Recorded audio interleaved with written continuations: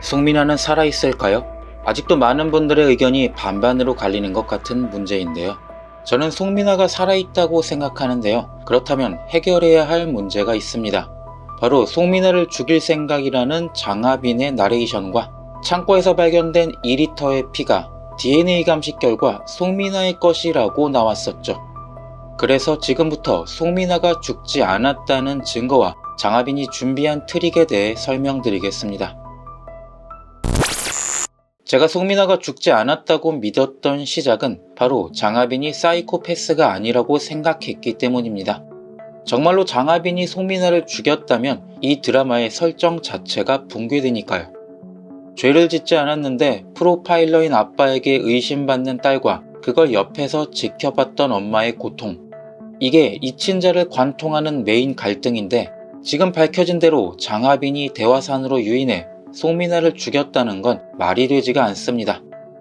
그렇다면 또 다른 범인이 있는가 생각을 해봐야겠지만, 현재로서는 송민아를 죽일 동기가 있는 사람도 현장에 흔적을 남긴 사람도 전혀 없으니까요.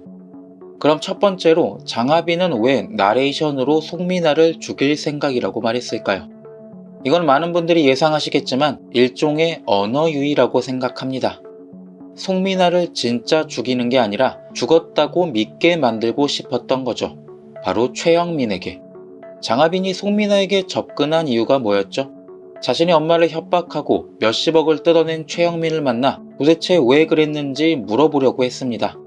그 목적을 이루기 위해서는 굳이 송민아를 죽일 필요도 2리터나 되는 피를 뽑아 전시할 필요도 없었겠죠. 범죄행동 분석팀은 2리터의 피를 과시하고 전시하기 위한 용도일 거라 예상했는데요. 그렇습니다. 장하빈은 송민아가 토막살인을 당했고 그 과정에서 2리터나 되는 피를 흘리며 죽어갔다는 메시지를 최영민에게 전달하고 싶었고, 그래서 대화산에 있는 창고에 쇼룸을 만들어 전시해 둔 겁니다. 실제로 이 피 전시가 효과가 있었는지 장하빈을 만난 최영민을 보면 잔뜩 쫄아 있었죠. 1대1로 붙으면 질 수가 없는데 최영민은 장하빈이 송민아를 죽였다고 확신하고 있었고, 그랬기 때문에 그 잔인한 방법에 주눅 들어 있었던 겁니다. 그리고 만약 장하빈이 송민아를 잔인하게 죽였다고 하기에는 옷차림이 너무 깔끔했죠. 그녀의 몸에는 피 한 방울 묻어 있지 않았는데 살인범들이 흔히 사용하는 비닐옷을 준비한 것도 아니었습니다. 어쨌든 이렇게 첫 번째 의문인 장하빈이 송민아를 불러내 죽이려고 했다는 건 최영민에게 보여주는 협박용이었습니다.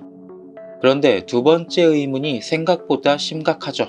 현장에서 발견된 2리터의 피, DNA 감식 결과 혈흔에서 당뇨약의 성분인 리라글루티드가 발견됐고, 그게 송민아가 먹는 다이어트 약에 포함되어 있었습니다. 결정적으로 오정환 팀장이 DNA 감식 결과 송민아의 혈흔이 맞다는 이야기를 했었는데요. 여기에는 제작진의 속임수가 있었습니다. 오정환 팀장의 말을 정확하게 다시 들어보면, 그게 정황상 피해자로 보기 어려운 부분들이 있었는데 DNA 검사 결과 피해자 확실합니다. DNA 검사 결과 송민아의 것과 일치한다고 말하지 않고 확실하다고 말하고 있죠.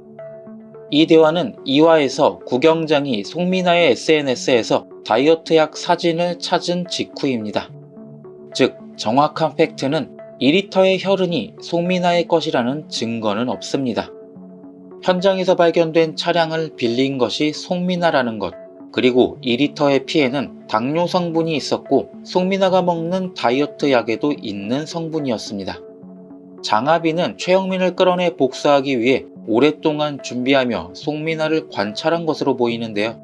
그 과정에서 구경장이 찾아냈던 다이어트 약을 찾아내 정황상 피해자가 송민아로 보일 수밖에 없는 트릭을 완성한 것으로 보입니다.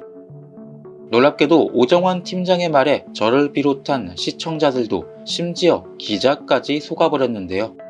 아직까지는 2리터의 피가 송민아의 것이 맞다는 확증은 없다는 겁니다. 그렇다면 이 피는 도대체 누구의 것일까요? 저는 당연히 장하빈의 피라고 생각합니다.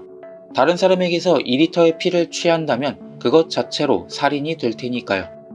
오래전부터 이 사건을 계획했던 그녀라면 조금씩 자신의 피를 빼 모아둘 수 있지 않았을까요? 그리고 송민아가 먹는 다이어트 약도 자신이 직접 먹으면 될 테니까요.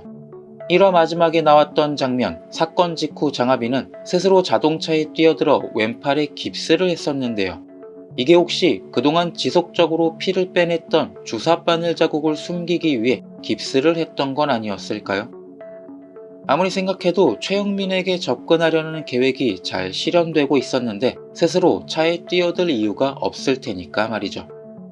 그런데 1화에서 이 피가 혹시 장하빈의 피일까? 장태수가 자신의 피를 뽑아 DNA 대조를 해봤었죠. 하지만 DNA 감식 결과 전혀 일치하지 않는다고 나왔습니다. 그렇다면 장하빈은 장태수의 친딸이 아니었던 건 아니었을까요? 이 부분에 대해서는 다음 영상에서 다뤄보도록 하겠습니다. 자, 어쨌든 이렇게 송민아가 죽지 않았다고 가정한다면 생기는 가장 큰 두 가지 의문을 해소시켜 봤습니다. 그렇다면 11일날 장하빈의 행동이 모두 설명됩니다. 송민아를 만나 폰을 돌려주며 돈도 꽤 쥐어줬을 겁니다. 다시는 나타나지 말고 숨어 지내라며 말이죠. 그리고 송민아의 차를 직접 운전해 나무에 들이받았고 그 과정에서 아래로 굴러떨어지며 키링의 실밥을 현장에 남겨둔 거죠. 그 후 차를 불태우고 자신은 창고로 가 준비해둔 피를 바닥에 뿌리고 빠져나온 겁니다. 구덩이는 송민아를 만나기 전에 미리 파뒀겠죠. 마치 범인이 시신을 묻으려고 했던 것처럼 보이기 위해서. 자, 이렇게 생각하면 참 간단해 보이는데요. 그동안 우리의 눈을 가린 건 역시 2리터의 피였습니다. 저게 도저히 설명이 안 됐었는데 오정환 팀장의 말에 우리 모두 깜빡 속아 넘어갔던 거였죠. 이 드라마의 주제가 진실의 가장 큰 적은 믿음이라는 거였는데 제작진이 시청자들을 상대로 그대로 적용시켰습니다. 지렸네요.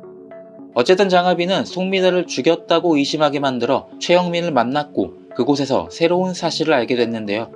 5화 성공개 영상을 보면 280mm의 최영민 발자국과 270, 230mm의 발자국이 발견됐습니다. 230은 아마 장하빈의 것일 테니 또 다른 누군가 현장에 나타났다는 것이고 아마 남자로 추정되죠. 그렇다면 270mm의 정체는 그동안 장하빈의 조력자로 추정되던 오토바이맨이 아닐까 생각합니다. 최영민은 이 현장과 사건을 다른 사람에게 알리기 싫었을 테니 혼자 갔을 것이고 아마도 엄마의 동영상을 본 장하빈이 날뛰기 시작했고 가방에 있는 돈을 뺏으려는 최영민과 몸싸움이 벌어졌고 그 때문에 몰래 지켜보던 장하빈의 조력자가 난입한 게 아닐까요? 그런데 장하빈의 조력자는 도대체 누구일까요? 저는 살아있는 송민아가 아닐까 생각해봤었는데 발크기를 보면 절대로 아닐 것 같고 10부작이라는 드라마 길이를 보면 새로운 등장인물도 아닐 텐데요. 그렇다면 현재 추정할 수 있는 인물은 남자 이수연 한 명뿐일 것 같습니다. 아무런 질문도 없이 그저 장하빈을 믿고 도와주는 존재. 현재로서는 남자 이수연이 오토바이 남으로 성공개 영상에서 장하빈을 도와주기 위해 나타난 인물일 가능성이 높을 것 같습니다. 오늘 이야기를 정리하자면 송민아는 죽지 않았고 모두 장하빈의 속임수였다. 특히 2리터의 피 때문에 모두가 속아 넘어갔지만 그건 장하빈이 송민아의 피로 속이기 위해 스스로 다이어트 약을 복용하며 오랫동안 뽑아 모았던 자신의 피였다. 뭐 대충 이런 이야기였는데요. 오늘 이야기 역시 저의 뇌피셜입니다. 반쯤 재미로 봐주시고 구독, 좋아요, 댓글 부탁드립니다.